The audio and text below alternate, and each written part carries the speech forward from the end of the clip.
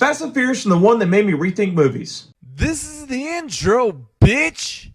So just watch my shit. And that's what I'm talking about today. Fast and Furious 6, or Fast 6, or Furious 6. No one knows what this one is actually called, so I'm just call it Fast 6. A little bit of lore about me is, originally, I did not like this movie. I actually fucking hated this movie for a good long time. I thought it was boring, the action scenes were too dumb, they went on too long, and then I realized that the action scenes are part of why these movies are fun. But here's the thing with this movie. The action scenes are still stupid, this movie is boring, and we're going to get into it. Before we get into it, we're going to get into who's in this movie. There's a lot of returning cast members, so let's get through it. Vin Diesel's back as Dominic Toretto. Paul Walker is here as Brian. Jordana Brewster is kind of here sometimes as Mia. Their kid is born at the beginning of this movie. His name's Jack, so she's kind of in the movie, kind of not, sitting on the sidelines with the kid. Sung Kang and Gal Gadot are back as Han and Giselle, respectively. I lump them together because they are a couple in this one. Two other people I'm going to link together: Tyrese Gibson as Roman Pierce and Ludacris as Tej. Dwayne Johnson is back as Luke Hobbs. And he has a new partner in this movie, and Gina Carano, in what I think was her first movie.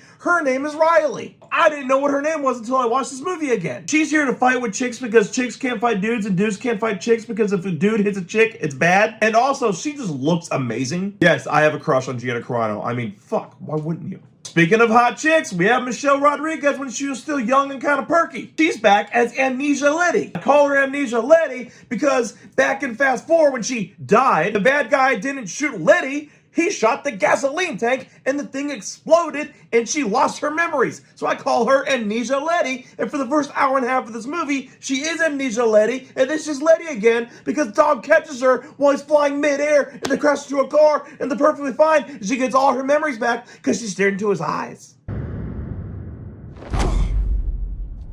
Then we have the big bad guy in this movie, Luke Evans as Shaw. He's a British bad guy who has a team of doppelgangers of Dom's team. Let's get into the meat and potatoes, the story of this movie. What happens? As I said at the beginning, the baby is born, and then Dom's like, hey man, our old life is done. We ain't criminals no more. Yeah, right.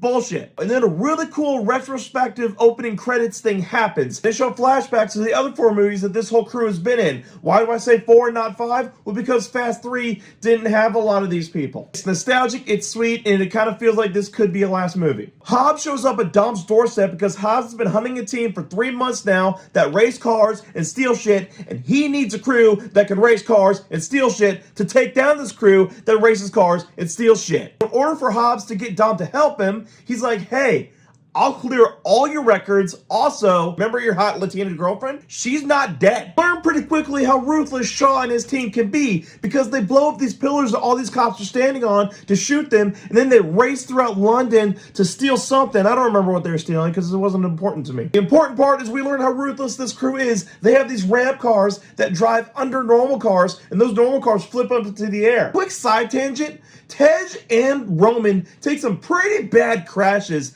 and they're fine. These are not, you're gonna be fine crashes. This is like broken bone shit. Oh, shit!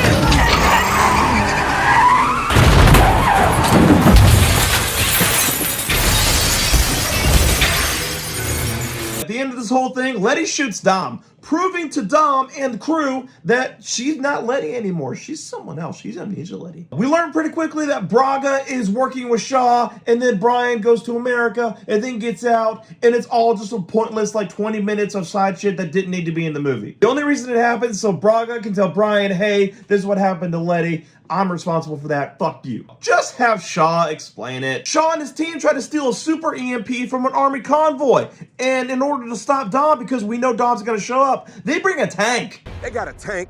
Dom and company, they capture Shaw. Little did we know that's exactly what he wanted. And when they're in the military base about to transfer him to America to get, justice and shit, he's like, hey, I kidnapped Mia, and you're gonna let me go or we're gonna kill her. And then Gina Carano suddenly turns into a bad person, doesn't really mean anything, but they walk out, they get in their plane, and then they embark on the longest fucking runway in the history of ever. I have seen the Google searches of people doing calculations for this runway. Apparently this runway is like 20 miles. While this plane is trying to take off on the longest runway imaginable, a lot of things happen, so I'm gonna go through it now. 1, they attempt to weigh the plane down by shooting harpoons and wrapping those harpoons around the cars. Somehow that kind of sort of works. 2, Riley gets shot by Letty with a harpoon gun as she flies out the plane. Awesome death scene. Bye-bye, Gina Carano. You being a villain meant absolutely nothing to this movie. Giselle dies while she's trying to save Han.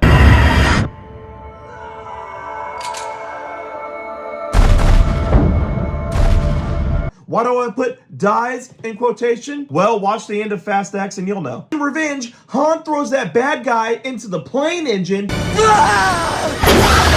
And then the plane starts to slowly but surely get back onto the ground. Shaw gets thrown out the back of the plane and then dies. Why do I put dies in quotation for Shaw? Well, watch Fast 7 and Fast 8 and you'll know.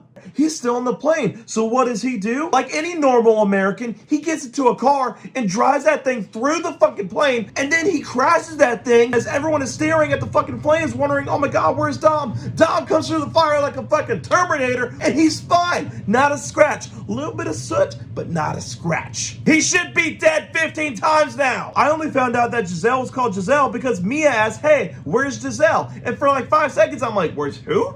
Oh, that's her name. Hobbs like, oh my god, this is a big mess. How can we ever repay you, Dom? And Dom's like, oh, I'm gonna put up the street address for the old house. Their records are clear. Han is gonna go to Tokyo. There's a confrontation scene between Vin Diesel and The Rock, and they were not together at the same point at all in the studio because The Rock and Vin Diesel are both prima donna bitches, and they were clashing a lot at the time, so the thing was filmed separately, and they both green screened each other together, and it looks fucking stupid. The records are clear, and they have their prayer, and they have their dinner, and then the credits roll. But wait!